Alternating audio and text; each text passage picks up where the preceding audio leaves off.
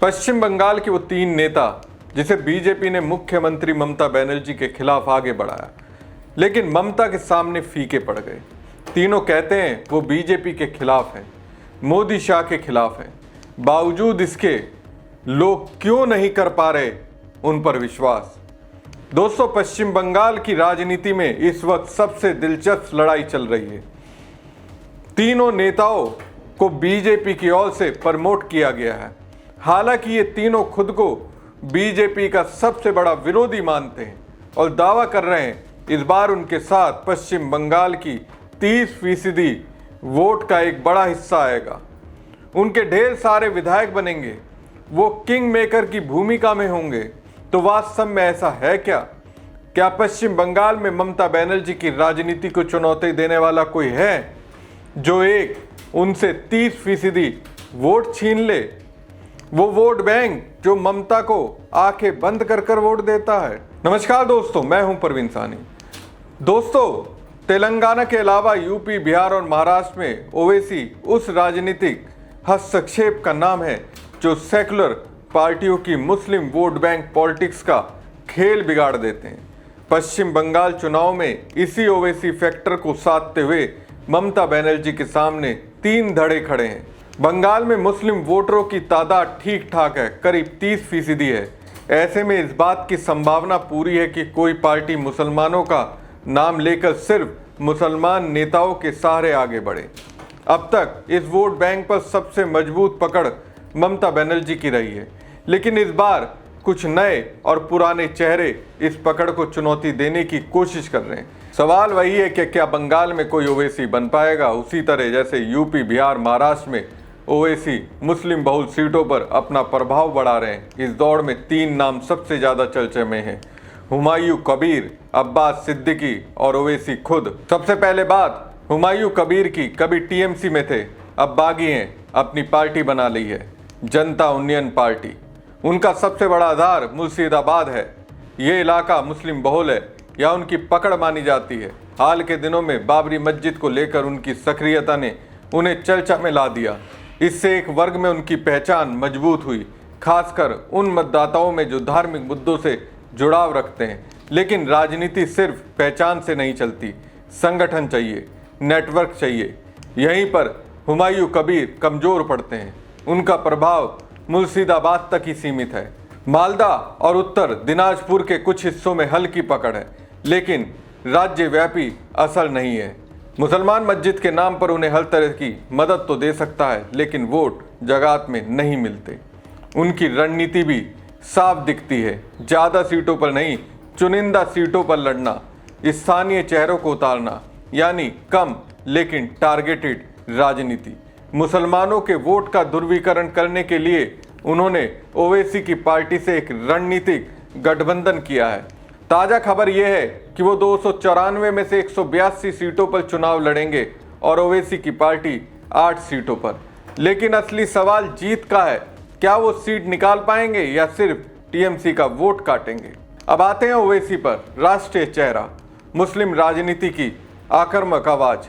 बिहार में सफलता के बाद उनकी नज़र यूपी पर ज़्यादा है, क्योंकि 2021 के पिछले बंगाल चुनाव में ओवैसी की पार्टी ने करीब 7 सीटों पर चुनाव लड़ा था, लेकिन एक भी सीट नहीं मिली। यह नतीजा साफ संदेश देता है कि बंगाल बिहार नहीं है। बिहार में सीमांचल में उन्होंने जो किया वैसा बंगाल में नहीं कर पाए। वजह साफ है, यहाँ पहले से टीएमसी का मजबूत आधार है। मुस्लिम वोट बंटने को तैयार नहीं है। इस बार उन्होंने अपनी कोशिश में हुमायूं कबीर का नाम जोड़ा है और उनके साथ मिलकर वो 8 सीटों पर चुनाव लड़ेंगे।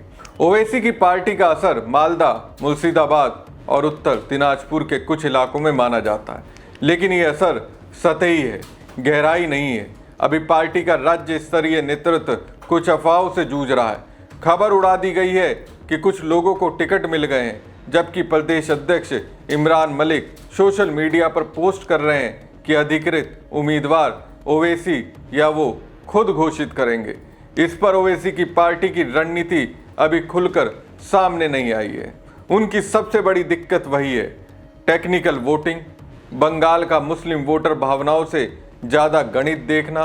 वो उसी को वोट देता है जो बीजेपी को हरा सके। इस गणित में अभी भी टीएमसी सबसे आगे है। अब बात अब्बास सिद्दीकी की। ये फुरफुरा शरीफ से जुड़े हैं, धार्मिक पहचान मजबूत है। 2021 में उन्होंने इंडियन सेकुलर फ्रंट के बैनर तले चुनाव लड़ा। तब उन्होंने लेफ्ट और कांग्रेस के साथ गठबंधन किया था। करीब 30 से ज़्यादा सीटों पर उम्मीदवार उतारे, लेकिन जीत सिर्फ भांगर की एक सीट पर मिली। ये जीत छोटी जरूर थी, लेकिन संकेत बड़ा था कि उनका एक कोर वोट बेस है। उनका प्रभाव दक्षिण 24 परगना के भांगर इलाके में सबसे ज़्यादा है। इसके अलावा हुगली, हावड़ा और आसपास के कुछ इलाकों में असर दिखता है। यह असर पूरी तरह से राजनीतिक नहीं है, बल्कि धार्मिक नेटवर्क से आता है।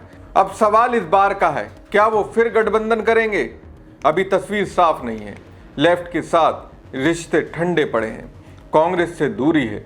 ऐसे में संभावना है कि वो अकेले या छोटे स्तर का गठबंधन करे, जैसे पिछली बार किया था। अगर वो अकेले लड़ते हैं तो असर सीमित रहेगा। अगर मजबूत गठबंधन बनाते हैं तो कुछ सीटों पर चुनौती बन सकते हैं, लेकिन राज्य स्तर पर बड़ी ताकत बनने के लिए अभी लंबा रास्ता तय करना है। दोस्तों, 2011 में सत्ता में आने के बाद से ममता ने लगातार मुस्लिम वोट बैंक को साधे रखा है। ये सिर्फ नारों से नहीं हुआ है, इसके पीछे ठोस रणनीति है। पहला, सरकारी योजनाएं, इमाम भत्ता, मदरसों को सहायता, छात्रवृत्ति, इन योजनाओं का सीधा असर पड़ा है। लोगों को महसूस हुआ कि सरकार उनके साथ है।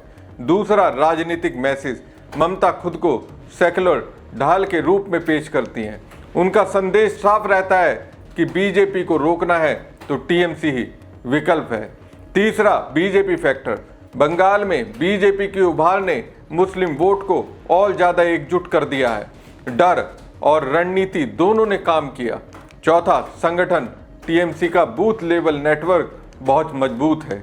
चुनाव के दिन यही सबसे बड़ा हथियार बनता है। पांचवा, सांकेतिक राजनीति, ईद में भागीदारी, मुस्लिम नेताओं को आगे बढ़ाना, ये सब विश्वास बनाए रखता है। दोस्तों, बंगाल में मुस्लिम वोटर बंटना नहीं चाहता, वो विनिंग साइड के साथ जाना चाहता है।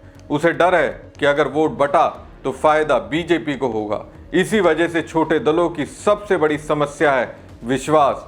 लोग उन्हें पसंद कर सकते हैं, लेकिन वोट देने से पहले सोचते हैं कि क्या ये जीत सकते हैं, और यही जगह है जहां ममता आगे निकल जाती है।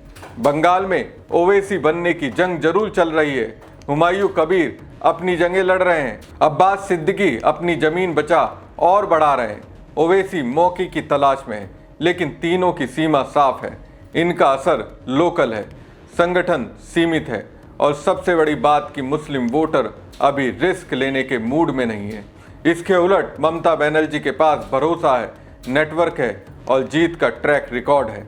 आने वाला चुनाव बताएगा कि ये लड़ाई सिर्फ शोर है या सच में कोई नया चेहरा उभरने वाला है। हमारी खबर आपको कैसी लगी कमेंट बॉक्स में कमेंट करके जरूर बताएं। साथ ही पेज को ज़्यादा से ज़्यादा लाइक और शेयर कीजिएगा। धन्यवाद।